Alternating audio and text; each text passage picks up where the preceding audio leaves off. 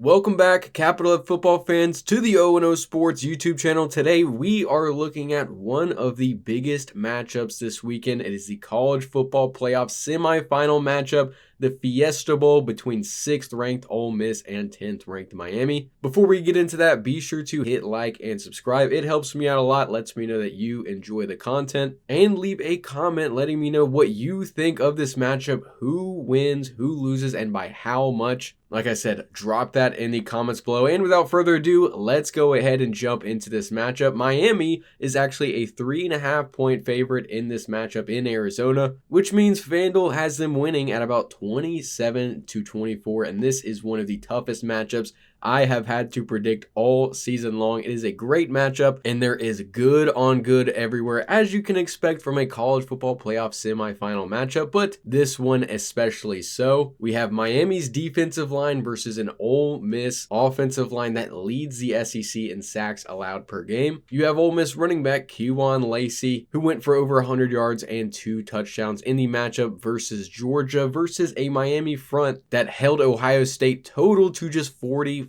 yards rushing. You have the quarterbacks Trinidad Chambliss versus Carson Beck, and more importantly, you have Ole Miss defensive coordinator Pete Golding versus Carson Beck, and these two have already seen each other last year in 2024. Pete Golding's Ole Miss went up against Georgia with Carson Beck, and in that performance, a usually hyper-efficient Carson Beck only went 64% passing for 186 yards and an interception. Could be an interesting thing to look at in this game if Carson Beck figured out Pete Golding, or if Pete Golding still has Carson Beck's number. And personally, my favorite matchup in this game is going to be who wins the turnover battle. Ole Miss has been very secure with the football, doesn't allow a lot of giveaways per game, but Miami has been a bit of a turnover machine all season long, average almost 2 takeaways per game. Will be interesting to see how that aspect of the game plays out. But before we get into that, let's take a look at the matchup advantages for each of these position groups for each team. Starting, of course, with the quarterback, Carson Beck versus Trinidad Chambliss, and I honestly have this as a push. I really like Trinidad Chambliss all around more than Carson Beck. He has the ability to take over football games. As we saw last week, had an explosive day versus Georgia. He's been that way all season long, but you cannot overlook the big game experience of Carson Beck. He's been in plenty of these games. He knows how to navigate these waters, as he showed last week against one of the best defenses in the country in Ohio State. So not going to take either side there, but for running back, I have to go with Ole Miss. Miami has a solid running back room. They've been pretty efficient running the football all year,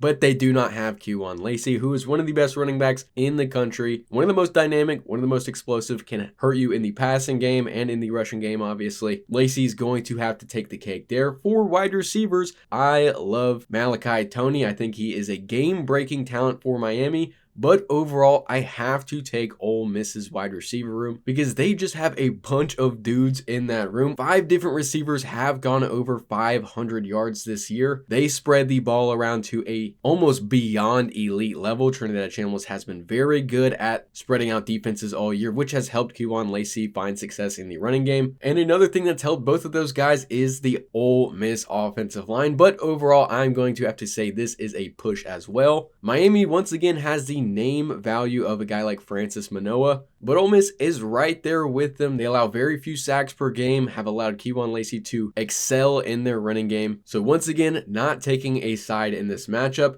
And for the front 7, I have to heavily favor Miami for reasons that don't even need to be said, really. Don't get me wrong, Ole Miss has a solid defensive front, but Miami is just the elite of the elite this year. We saw it last week. Absolutely unstoppable against an otherwise very, very good Ohio State offensive line. And the biggest thing for Miami is they can get pressure on quarterbacks without even blitzing. That's how talented their defensive line is. And overall, that is why I have to take Miami in that matchup. But after that is the secondary, and once again, I have to take Ole Miss. The Miami secondary hasn't been bad by any stretch of the imagination, but they have been helped out a lot by that pass rush, bailing them out in a lot of circumstances. They do tend to give up chunky chunk yards a decent amount of time. We saw it happen against Ohio State. And with the amount of talent Ole Miss has on the outside, it's once again going to be a big factor in this game. And then it is special teams, and I have to heavily favor Ole Miss. Now, if you saw the Miami Texas A&M game, you saw Miami's kicker have an absolute terrible performance, went 1 for 4, and Davis is just 2 for 5 kicking field goals this postseason. Definitely not good numbers, and especially not good numbers compared to Lucas Carnero, who is 5 for 5 this postseason. He hit 2 50-yard field goals versus Georgia last week, broke his own record in the process, and then for the cherry on top, hit the 47-yard game-winning field goal. So Ole Miss has the clear advantage on that side. And as for coaching, could have went with a push here. Both of these staffs have had an amazing season so far, but I am honestly leaning Ole Miss. While Miami had a very good performance against Ohio State, the game plan for that was pretty straight up, didn't have to stray too far from the path. They got out to an early lead versus Ohio State, forced them to come back, which is something they haven't had to do really all season long. Didn't allow them to soak up time of possession, run the ball, limit possessions, because had they went that route, they would have been handicapping themselves because they had to make that comeback, like I said. And that is opposed to an Ole Miss coaching staff who went down 2 scores versus Georgia, one of the most elite teams in the country,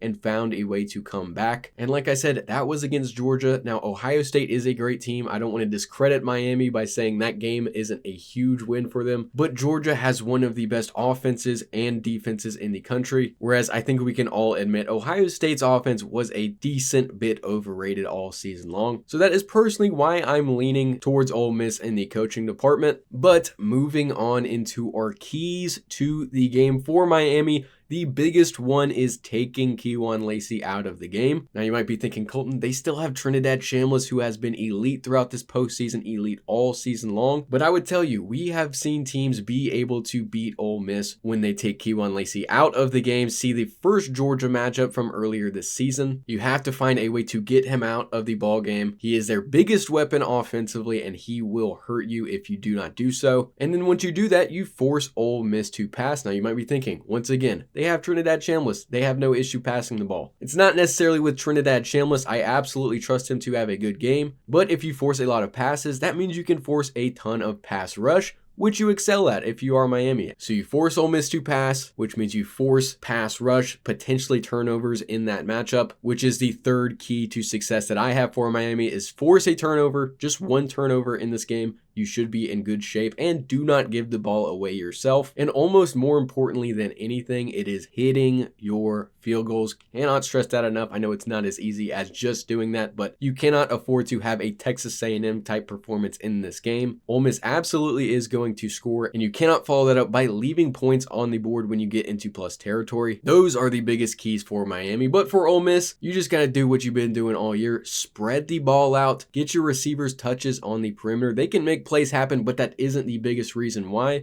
The biggest reason is because Kewan Lacey will benefit from it. You will be able to run against a team like Miami who does not allow you to do so otherwise. That is the second biggest key for this game, is get Kewan Lacey touches, especially running the football, but also on the perimeter as well. Get him some receptions in space, and he will help you win this game. On top of that, you have to shift away from the Miami defensive line, which is a lot easier said than done, but Ole Miss has done a great job at scheming around stunts, scheming around pass rush all season long by including those designed rollouts for Trinidad Chambliss. The quarterback run also helps with that. Need to see a ton of that in this matchup, because if you just let Trinidad stand in the pocket, wait for his receivers to get open, Miami's going to get home. There is no getting around that. And on the defensive side of the ball for Ole Miss, you have to force the offense out of a rhythm, especially on the ground. This is a team that's going to run to set up the pass. Carson Beck has been phenomenal when his teams can rush the football, as we saw last week. So if you allow them to get into rhythm, you allow them to get points up on the board. Have to take out the rush to a moderate degree in this matchup. And if you're able to do that, you lend well to the next key to success for Ole Miss, and that is forcing long yardage, really all game long, but especially when Miami gets into plus territory, because for one, it makes you force field goals, which, like I said already in this video, Miami is not not great at converting on. And on top of that, once you get into those long distance third downs, you force Beck to make plays with his arm, which he has been successful at times throughout this season and this postseason. But like I said, he is a rhythm quarterback. He's not going to roll out of the pocket, make a crazy play to convert on 3rd and 14. Not really that type of quarterback. He really relies on the talent around him to convert in those scenarios. And if you force that to happen, you open up Carson Beck to potentially turning over the ball. He does tend to force things that are not there in those high stakes scenarios. Those are the biggest keys to success for Ole Miss in this matchup. And now let's get down to it. What do I think will happen? What is my prediction? Personally, I think Miami will be able to get to Trinidad Chambliss. No matter what you do, that's inevitable. You're going to see probably 2 or 3 sacks at least in this matchup. But I think Ole Miss will be able to scheme around that, having a drastic impact on this game. The offensive line has been great against stunts, which Miami has been elite at pulling off so far this season. They haven't allowed a lot of sacks with Trinidad Chambliss' mobile aspect of his game. And I think Ole Miss is able to do what it did against Georgia. Spread the defense out, get Kejuan Lacey the ball, and then when you're clicking on all those elements, be able to air it out in the 3rd and 4th quarter for big chunk plays that set you up for scoring opportunities. I think they do that in this matchup. I think Lacey is effective. I think Trinidad Chambliss has a relatively clean game. And I think the nail in the coffin in this one is Ole Miss probably ends up forcing 1 Carson Beck turnover. And with that, I have Ole Miss winning this matchup, heading to the national championship for the first time in school history with a win over the Miami Hurricanes, 30-24. Let's go ahead and jump into this matchup, starting with the fact that Indiana is a 3.5 point favorite according to FanDuel, which means they have the Hoosiers winning this matchup 24-20. And like our last matchup in the Fiesta Bowl, this is great on great, elite on elite, almost everywhere on the football field. And I want to start with the ground game, both the defensive and offensive ground game in this matchup. Both of these teams held each other to just 3 yards per carry or less the first go around in Eugene. Both of these teams have elite rushing defenses, as you saw last week, both versus Alabama and versus Texas Tech in their respective matchups in the quarterfinals. And in that first matchup, they forced each of these quarterbacks to a combined 65 pass attempts. That is the level of competition we're talking about for the run games. And on offense, both of these teams are elite at running the ball as well. Like I said, in that first matchup, it didn't go quite how either team expected. But if you look at last week, Indiana was able to run the ball at an elite level. Oregon all year long has been able to run the ball, apart from last week when they were facing a Texas Tech defense that was great at stopping the run. And speaking of being able to stop the run, both of these defensive fronts have been able to get to the quarterbacks as well as stopping the running backs. And in their first matchup, Indiana won the battle of pressuring the quarterback. Oregon did get a lot of pressure on Fernando Mendoza, notably forced him to turn the ball over once. But Indiana was able to get Dante Moore on the ground, sacked him 6 times in their first matchup, which was a huge factor at how they ended up winning that game on the road. And like I just alluded to, one of the biggest things in every single game, and especially in this game, is the turnover battle. Oregon did put pressure on Fernando Mendoza. He ended up making a costly turnover in the 4th quarter. That resulted in a pick 6 for Oregon, but Indiana forced 2 Dante Moore interceptions in the 4th quarter as well, which inevitably is what gave them the edge to squeak out the victory 30-20. Not clean performances from either team, big mistakes from both quarterbacks, but it ended up being Dante Moore's that really had an effect on the outcome of that game. And last, before we get into the position group matchups, I want to highlight Oregon's explosivity versus an Indiana team who likes to control the pace of the game, is hyper efficient rather than hyper explosive, has explosive upside, but Oregon is a team that wants to beat you down the field. That's how they live through their offense. Last week we saw them struggle when they weren't able to hit those deep matchups. We saw in their first matchup, Oregon struggled to live up to their offensive expectations because that Indiana defense was so good at limiting explosive plays. That is another thing I want you to keep your eye out for in this matchup. Can Indiana do it again? Can they stop the explosive plays that Oregon has lived off of all season? That will be a big factor at deciding who wins this matchup once again this week. And now let's look at these position matchups. Who has the edge at each position group for each of these teams? teams. Let's go ahead and take a look, starting of course with the quarterback. I honestly have to go with a push here. I know Fernando Mendoza is the Heisman winner, but he has also benefited from an elite rushing attack, an elite system to go along with his passing ability. One of the best quarterbacks on one of the best teams, but you could say the exact same thing for Dante Moore. And what Fernando Mendoza does in terms of efficiency, Dante Moore does with explosive upside. He is elite down the field, one of the best make and models for a quarterback that I've seen so far this season. I think if he declares, he might even go above Fernando Mendoza in the draft. But for this matchup specifically, I think it is about even, and that's why I have to push at the quarterback position. And for the skill positions, this one is close because Indiana is once again very efficient at the skill positions,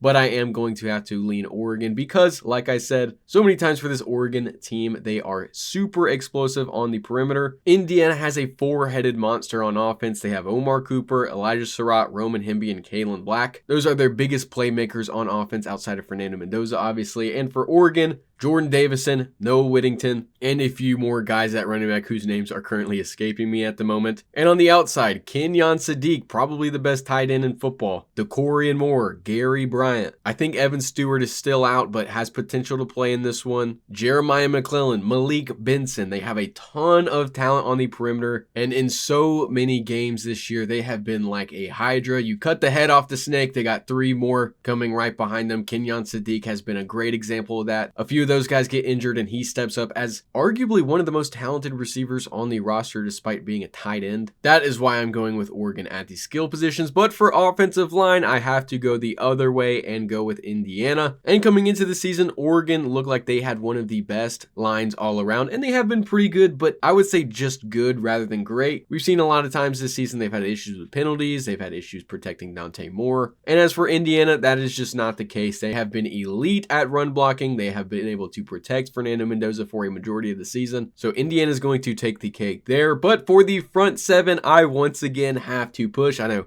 call me a coward, but both of these front sevens are absolutely elite. In their last matchup, Indiana had the much better game, but Oregon's front seven has shown, like it did last week, that it absolutely can take over games and win games for Oregon. And as for each of these teams' secondaries, sorry, once again, I believe it is a push. I think Indiana's talent and scheme is very, very good, and statistically they have been very good, but Oregon has also been statistically top 10 so far this season. They out-talent Indiana, which isn't exclusive to just the secondary, but we'll talk about that later, how Indiana has been able to succeed despite that. Once again, going with a push for the secondary, although I did really like Indiana's scheming around Dante Moore. Didn't really show him a lot pre-snap in their last go around in Autzen Stadium. But moving on into special teams, I have to lean Oregon. Once again, very good both ways. Indiana has been very good at field goal kicking, but once again, I sound like a broken record. Oregon has had the much more explosive return game, both punt return and kick returning. That certainly has the potential to give them an edge if they can have explosive plays returning the football on special teams and can hit all of their field goals. And last for our matchups, it is coaching.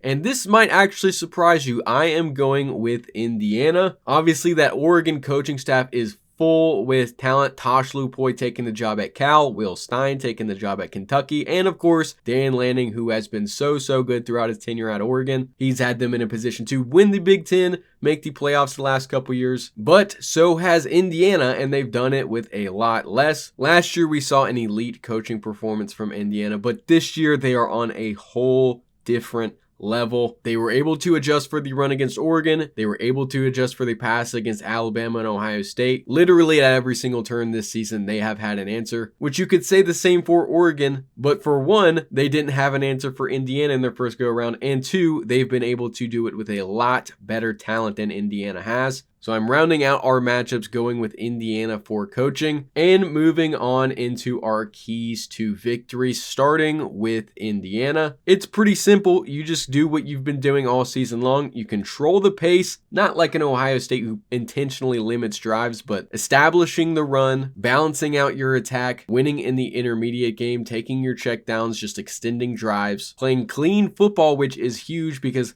Last game, Mendoza had a pick six, which could have easily turned the tides in favor of the Ducks. Can't afford to do that again here, especially with an Oregon team that's coming off a big win versus Texas Tech. Contain the run defensively just like you did in the last matchup, because if you can force this dynamic, balanced Oregon offense to play one-dimensional, you really handicap them and can limit those explosive plays, which is the fourth key to victory for Indiana. Limiting those big explosive plays that Oregon has lived off this season. And they did a decent job at doing that last game, but still very, very important. Once again, can't stress that enough, going against an Oregon offense that has lived off of those kinds of plays. And now moving on to Oregon, I think this first key to victory is absolutely the most important for this game for the Ducks, and that is establishing the run. Like I said, for Indiana, if you can take out the run, you force them to become one-dimensional offensively, which they've shown is kind of a handicap for this offense at times this year. If you can run the ball, which I know it's Indiana, it's not as easy as just being able to run the ball, but if you can do that by spreading out the Indiana defense, passing the ball in order to run the ball, and using Dante Moore's arm and legs both to help out the running game, you give Indiana a look that they really haven't had to deal with all season long. No team has been able to run the ball super efficiently on Indiana this season. And if all of that is clicking, then you have the opportunity to hit on your explosive plays, which is the second key to success for Oregon. It is crucial that they are able to do that. And in order to do that effectively, of course, you have to protect Dante Moore. This goes really without saying, but I have to include that because, of course, they let Dante Moore get sacked 6 times in their last matchup, which probably is what led to those 2 turnovers. I know Indiana forced the turnovers. It wasn't all on Dante Moore, but still definitely affected Dante Moore's game in that first matchup. And last for Oregon, you have to force Fernando Mendoza to pass. You were able to limit their run game to a decent extent last time. You forced him to pass last time, and you forced a pick 6 last time. I don't think you need to stray too far from the path in that. You were pretty successful against him last time, considering he is a Heisman winning quarterback. I don't think you'll be able to force him to absolutely collapse in this matchup, but if you do what you did last time and are able to force something that crucial again, you set yourself up nicely for success. Just do that again and you will be in good shape. And now with all of that being said, let's get into my prediction. What do I think is going to happen in this matchup? And personally, I believe the margins for error are razor thin in this matchup for both of these teams, and we saw it last time. The sacks and the turnovers are what did Oregon in. It wasn't like they got blown out offensively, wasn't a shootout by any stretch of the imagination. They were very, very close to pulling that off if they just did not turn the ball over twice and allowed Dante Moore to get sacked 6 times. And while Oregon is coming off a huge 23-0 win over Texas Tech,